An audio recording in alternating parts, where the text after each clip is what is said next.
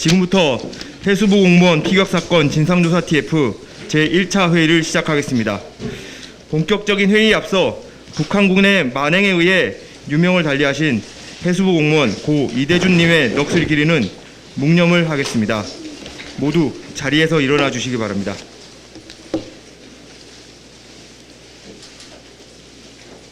일동 묵념.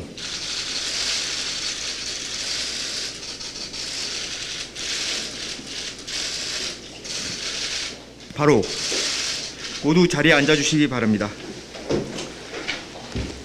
다음으로 인사 말씀 순서입니다.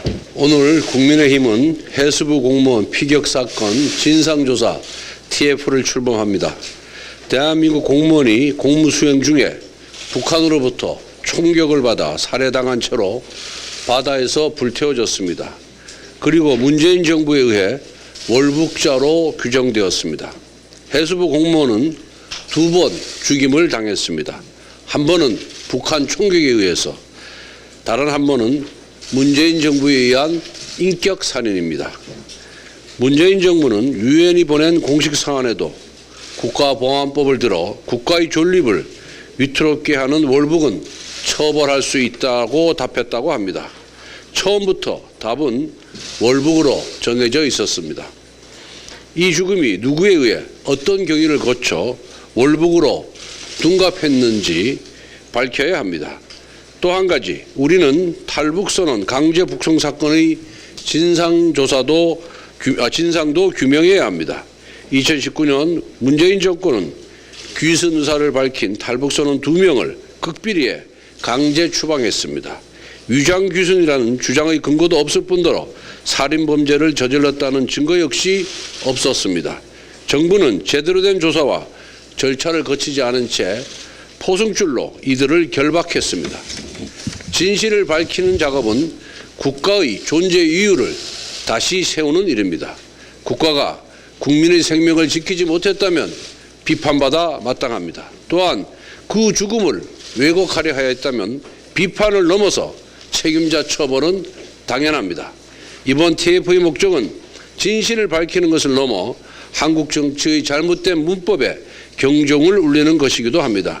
인간의 생명을 정치라는 저울에 올려 왜곡하는 일은 이제 없어야 합니다. 정치적 유불리에 따라 누구의 죽음은 기념되고 누구의 죽음은 은폐되는 죽음의 정치화를 근절해야 합니다. 우리는 진실규명을 통해 우리 국민의 명예를 되찾고 한 가족의 억울함을 풀며 국가의 자존을 세우고 한국 사회의 잘못된 정치 문법을 교정해야 합니다.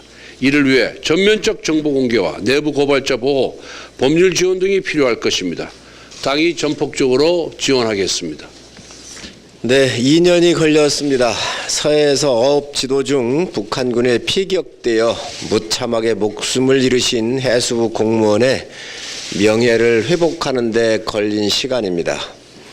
명예를 회복시켜 드리겠다는 약속을 더 빨리 지키지 못한 점이 죄송스러울 뿐입니다. 우리 국민의 생명과 명예를 내동댕이 치고 월북이라 단정하며 고인과 유가족분들을 모욕하는 데 앞장선 것이 바로 국가 문재인 정부였습니다. 있어서도 안 되는 일입니다. 하지만 민주당은 지금도 바뀌지 않았습니다. 월북 의사가 뭐가 중요한가? 아무것도 아닌 일, 신색깔론이라며 폄훼하는 데 앞장을 서고 있습니다. 윤건영 민주당 의원이 국가적 자해 행위라고 했습니다. 윤 의원에게 말하고 싶습니다. 국민을 지켜야 안 보입니다. 국민을 포기하는 것이 국가적 자해 행위인 것입니다. 국가가 국민을 포기하고 기만한 것을 이제라도 밝히고 진심으로 사과드리고 정확한 진상 규명을 통해 명예를 회복시키고 두 번 다시 이런 일이 일어나지 않도록 더욱더 철저한 안보 시스템을 만드는 것이 중요합니다. 국민의힘은 해수부 공무원 피격 사건 진상조사 TF를 만들어서 진상을 철저히 밝히고 피해자와 유가족의 명예를 회복시켜 나가는 데 노력을 하겠습니다. 단 한 분의 국민의 생명도 명예도 귀하게 여기며 국민을 지키는 안보를 다시 세울 것입니다. 이번 해수부 공무원 피격 사건 진상조사 TF 위원장 하태경입니다. 그 민주당에서는 이번 그 월북 조작 사건 본질이 색깔론이라고 그러는데 색깔론이 아니라 처음부터 끝까지 일관되게 인권론입니다. 우리 TF의 전 과정을 관철하는 가치는 인권론이 될 것입니다. 그 인권의 가치에 입각해서 크게 두 가지 사안을 중점적으로 조사할 생각입니다. 처음은 과연 문재인 정부가 당시에 이 해수부 공무원을 살릴 수 없었는가? 해수부 공무원이 이 북한 군인들에게 잡혀 있다는 것을 확인하고 6시간의 여유 시간이 있었습니다. 그 시간 동안 과연 살릴 수 없었는가? 이게 큰 하나의 주제가 될 것이고요. 또 하나의 주제는 저희들은 문재인 정부가 살릴 수 있었는데도 북한의 살인을 전 방조했다고 보는데 그 이후에 문재인 정부는 월북몰이를 포함한 2차 살인을 합니다. 명예살인을 합니다. 이 월북몰이 포함한 인권 침해의 전 과정, 배경을 또 샅샅이 조사할 생각입니다. 저희들이 사전 조사한 바에 따르면은 이대준 씨가 월북했다고 정부가 판단한 근거는 유일한 근거는 감청 자료밖에 없습니다. 감청 자료는 법정에서는 전문 증거라고 합니다. 제3자들끼리 주고받는 대화입니다. 당사자의 목소리가 아니라 그건 증거 능력으로도 인정 못 받는 것인데 거기에 월북이란 단어가 한 번 들어간 것 말고 그 외에 해경이 월북이라고 주장하면서 발표한 나머지 증거들은 모조리 조작되고 과장되었다는 것을 지금 확인하고 있습니다. 구명조끼, 조류의 방향, 도박빛, 정신적 공황 상태, 특히 오늘 아침 언론에서는 해경이 정신적 공황 상태에서 이대준 씨가 월북을 결행했다고 발표했는데 이것이 발표가 먼저 되고 그 발표를 사후 정당화하기 위해서 근거를 나중에 조작했다. 그것도. 그러니까 근거도 없이 발표했다. 객관적 근거도 없이. 이게 그 인권위 조사 보고서에 나옵니다. 그래서 저희들이 오늘 오후 4시에 당시에 이 피해자 그리고 유족들의 인권을 지켜준 피해자 편을 들어준 유일한 기관이 인권위였는데 그 인권위를 방문해서 보고를 들어보고 후속 조치도 아울러 브리핑을 받을 생각입니다. 이 문제를 대처하는 민주당의 태도가 정말 어처구니가 없습니다. 우상호 비대위원장은 월북 문제가 뭐 그렇게 중요하냐, 먹고 사는 문제가 중요하지. 이것은 인권을 짓밟아도 경제만 좋으면 된다라고 이야기한 전두환 독재 정권의 인권관과 똑같습니다. 현재 민주당이 군사 독재자의 후예를 자처하고 있는 것입니다. 이건 정말 실망스럽습니다. 이 사건이 정쟁으로 가지 않고 생산적인 논의로 가기 위해서는 딱 한 가지 방법이 있습니다. 그건 뭐냐? 이 사건과 관련된 정보를 다 공개하는 겁니다. 공개할 수 없는 극비 정보는 소수의 여야 합의로 열람하는 것입니다. 열람해서 공개할 수 있는 정보만 국민들한테 알리는 것입니다. 그래서 이 자리에서 제안을 합니다.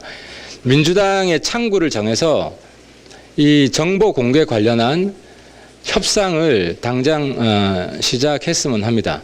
민주당도 정보 공개가 어느 정도 가능하다는 이야기도 하고 있기 때문에 생산적인 논의가 이루어졌으면 좋겠습니다. 그리고 인권위 방문은 오늘 오후 4시로 예정되어 있습니다. 그리고 마지막으로 우리 위원님들 소개를 잠깐 시켜드리면요. 김석기 의원님이 외통위 간사이시고 결합을 하셨고요. 신원식 의원님이 국방위 간사에서 결합하셨고 강대식 의원님은 이 사건을 당시 국방에서 다루어 오셨기 때문에 이번에 합류를 하셨고 안병길 의원님은 농해수위에서 이 사건을 다루어 오셨습니다. 그리고 또 법률 전문가로 전주혜 의원님이 함께 들어오셨고요. 큰 역할을 해주실 거고요.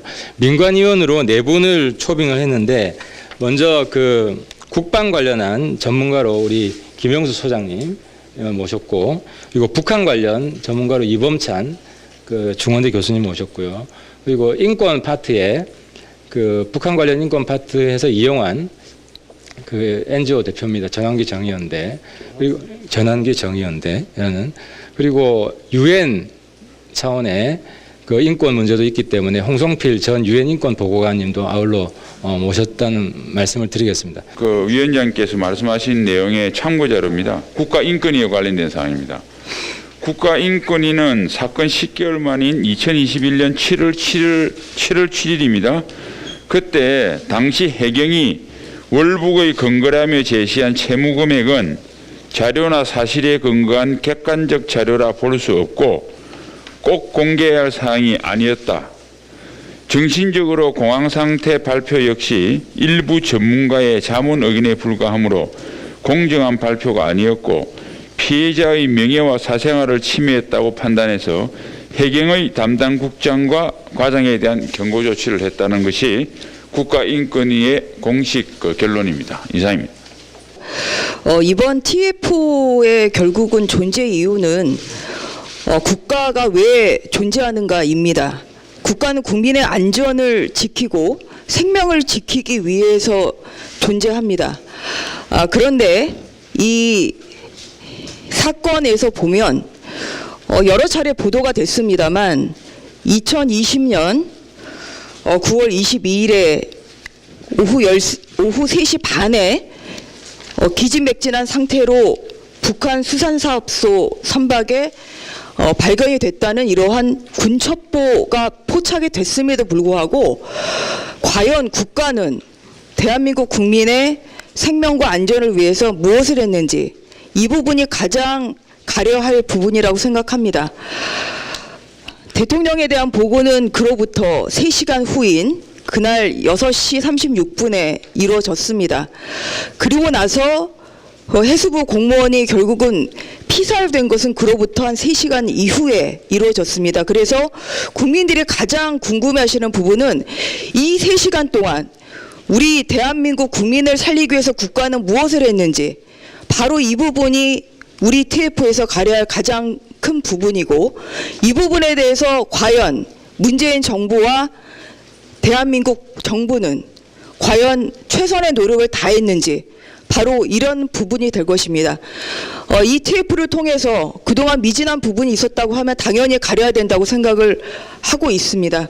그리고 올 1월 12일에 선고된 작년 참 11월 12일에 선고된 판결을 보면 유족들이 여러 가지 정보 청구를 했습니다만 현재 혹시 국방부나 해양경찰청 그리고 해양수산부 등의 이 지시를 받고도 어떠한 그런